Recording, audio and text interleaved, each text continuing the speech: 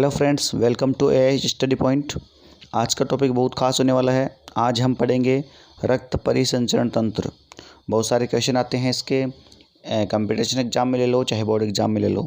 तो आज के इस इम्पोर्टेंट चैप्टर जो आपका टॉपिक लिया गया है उसमें बहुत ही अच्छे अच्छे क्वेश्चन भी आपको देखने को मिलेंगे लास्ट में, तो वीडियो को अंत तक ज़रूर देखें। तो चलिए शुरू करते हैं आज का वीडियो। तो सबसे पहले हम बात करते हैं रक्त क्या होता है, ब्लड क्या होता है और ये किन किन चीज़ों से मिलकर बना होता है, मतलब इसके संगठन की बात करेंगे। तो ध्यान से देखिए, रक्त जो होता है वो एक संयोजी ऊतक है, एक कनेक्टिंग टिश्यू है और एक ह्यूमन बॉडी में ये 5 से 6 लीटर होता है। इसका pH 7.4 होता है। ब्लड जो होता है वो किन किन चीज़ों से मिलकर बना होता है, देखिए प्लाज्मा और रक्त कोशिकाओं से मिलकर बना होता है। ये रक्त कोशिकाएँ कौन सी होती है, RBC होती है, WBC होती है और प्लेटलेट्स होती है। मतलब लाल रक्त कणिकाएँ, श्वेत रक्त कणिकाएँ और प्लेटलेट्स होते हैं। प्लाज्मा जो होता है हमारी बॉडी के अंदर 55% होता है और रक्त कोशिकाएँ जो होती है वो 45% होती है। तो इस प्रकार से 100% होता है और प्लाज्मा और रक्त कोशिकाओं से मिलकर ब्लड बनता है। थोड़ा सा हम देख लेते हैं, एक डायग्रामेलिटी के रूप में आपको बता देता हूँ मैं। थोड़ा आपके समझ में नहीं आएगा प्लाज्मा क्या होता है, रक्त कोशिका होती है, तो मैं इसको आपको आसानी से समझाने के लिए एनिमेशन के रूप में आपको यहाँ पे समझा रहा हूँ, डायग्रामेटिक के रूप में। तो आपको काफ़ी ईजी समझ में आ जाएगा। आपको दिख रहा है दोस्तों, यहाँ ये ब्लड है। अब ये देखिए, इसका लाल रंग हम हटा देते हैं और देखते हैं ये किन किन से मिलकर बना है। अब इसमें जो आपको जो तरल पार्ट दिखाई दे रहा है वो तरल पार्ट होता है इसका प्लाज्मा। ये 55% होता है पूरे रक्त के अंदर। और उसके बाद में ये जो इसके अंदर लाल भाग दिखाई दे रहा है वो होता है इसका रक्त कोशिकाएँ, लाल रक्त कोशिकाएं, जिन्हें RBC कहा जाता है। उसके बाद रक्त में होता है श्वेत रक्त कोशिकाएं, जिसे बोलते हैं WBC। आपको दिख रहा है ये श्वेत रक्त कणिकाएं होती है WBC। उसके बाद में रक्त में प्लेटलेट्स होते हैं जो आपको यहाँ पे दिख रहे होंगे। तो इस प्रकार से हमारा रक्त बना होता है प्लाज्मा, लाल रक्त कणिकाओं से, RBC श्वेत रक्त कणिकाएं WBC और प्लेटलेट्स से। तो क्लियर दोस्तों, चलिए तो अब हम इन्हें समझते हैं। तो देखिए, रक्त कोशिकाएँ आपको समझ में आ गई।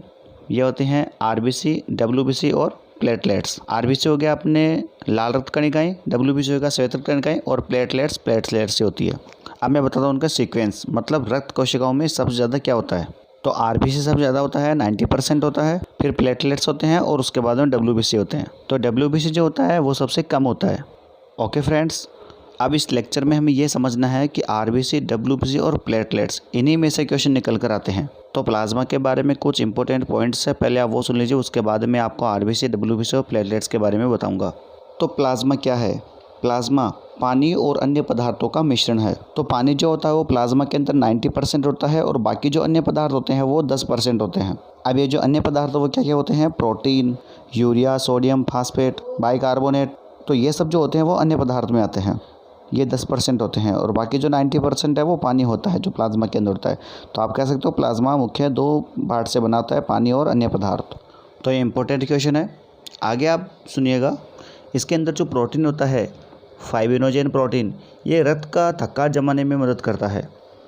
मतलब अगर शरीर में कहीं चोट लग जाती है, रक्त बहता है, तो उसका थक्का जमाने के लिए यह सहायता करता है अपने शरीर के अंदर, और फिर ब्लड शरीर से बाहर नहीं निकलता।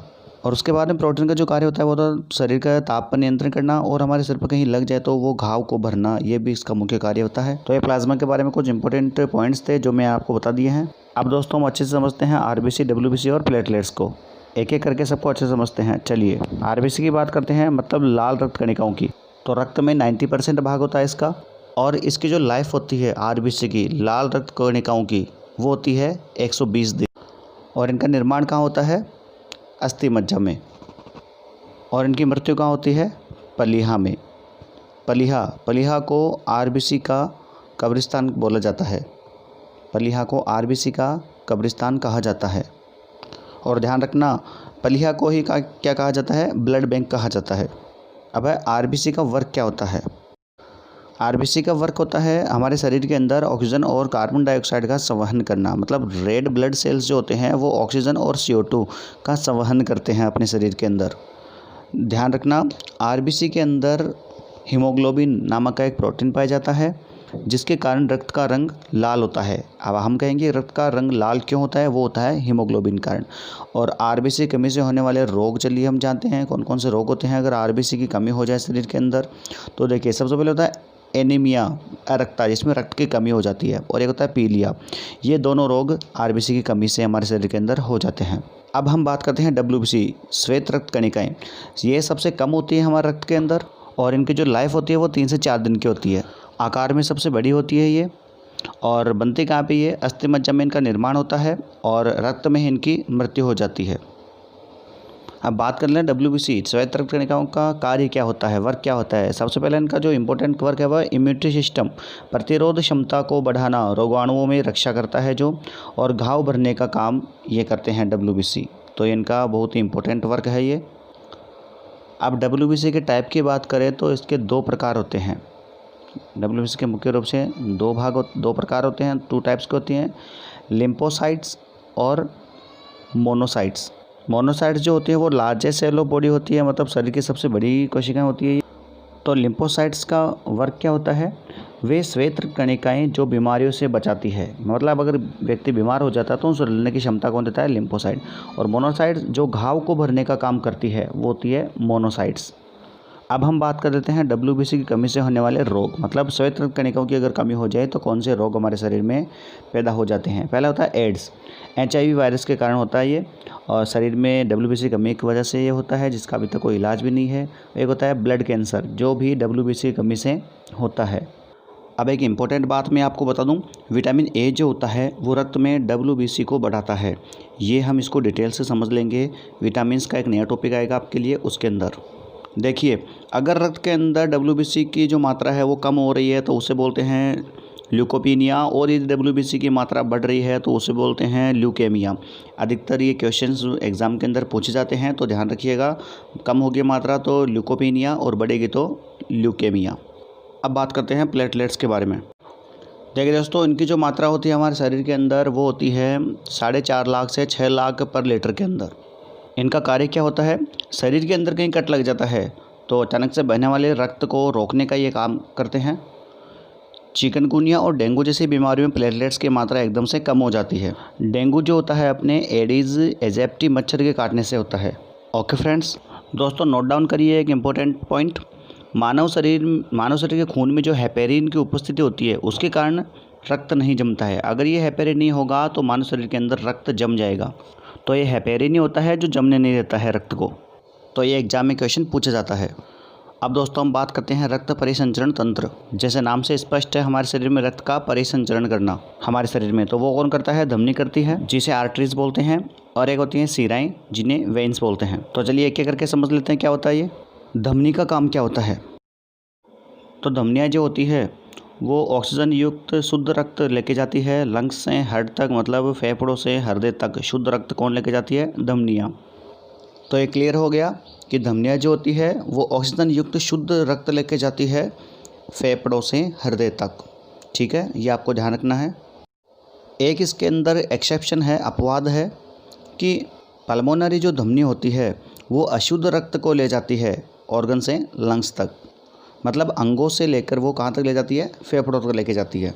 फेफड़ों तक इसलिए लाती है क्योंकि फेफड़ों का काम ही है अशुद्ध रक्त को शुद्ध करना। अब हम बात करते हैं शिराएं की। तो शिराओं का काम क्या होता है? जस्ट इसके अपोजिट, कि शिराएं अशुद्ध खून ले जाती है, अशुद्ध रक्त ले जाते हैं कहाँ से? ऑर्गन से लंग्स तक।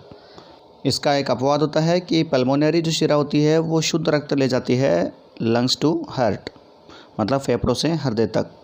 तो आपको हमेशा ध्यान रखना है, धमनियाँ शुद्ध रक्त लेके जाती है और शिराएं अशुद्ध रक्त लेके जाती है, और दोनों में जो अपवाद होता है वो पल्मोनरी होता है, दोनों का अपोजिट।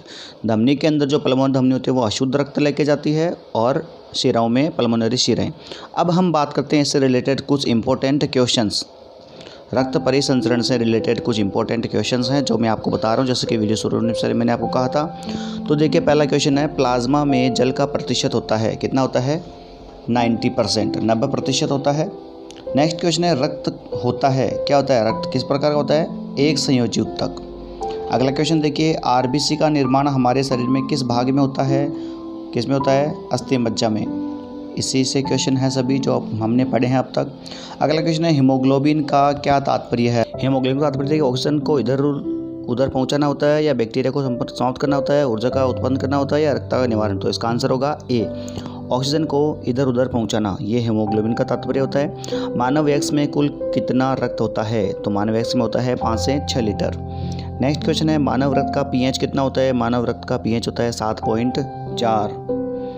नेक्स्ट क्वेश्चन देखिए, आरबीसी का कब्रिस्तान किसे कहा जाता है? तो देखिए आरबीसी का कब्रिस्तान किसे कहेंगे? पलिहा को कहेंगे, जैसा कि हमने पढ़ा था।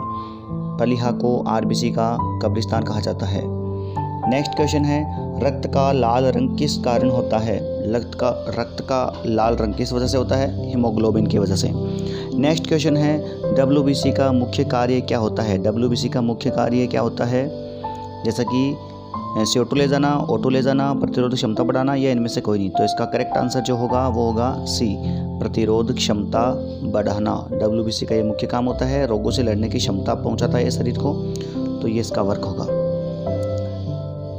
आगे बढ़ते हैं।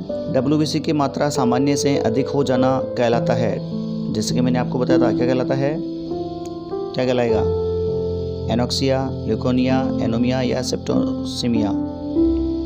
तो इसका करेक्ट जो आंसर होगा वो होगा ऑप्शन बी, ल्यूकेनिया। नेक्स्ट क्वेश्चन है रक्त का शुद्धिकरण कहा जाता है। रक्त का शुद्धिकरण क्या? फेफड़ा करेगा रक्त का शुद्धिकरण। नेक्स्ट क्वेश्चन है मानव शरीर में खून की उपस्थिति के कारण नहीं जमता।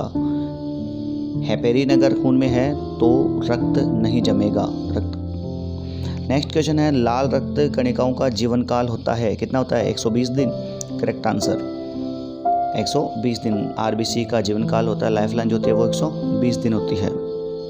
तो फ्रेंड्स आज की क्लास में बस इतना ही। आज की क्लास आपको कैसी लगी कमेंट बॉक्स में ज़रूर बताएं। हमारे चैनल को सब्सक्राइब कीजिए ताकि आपको नोटिफिकेशन ऑन टाइम मिल जाए। नेक्स्ट वीडियो आपका बहुत जल्दी आएगा और बहुत ही इंपॉर्टेंट टॉपिक के साथ में मिलेंगे। तब तक के लिए थैंक यू, टेक केयर।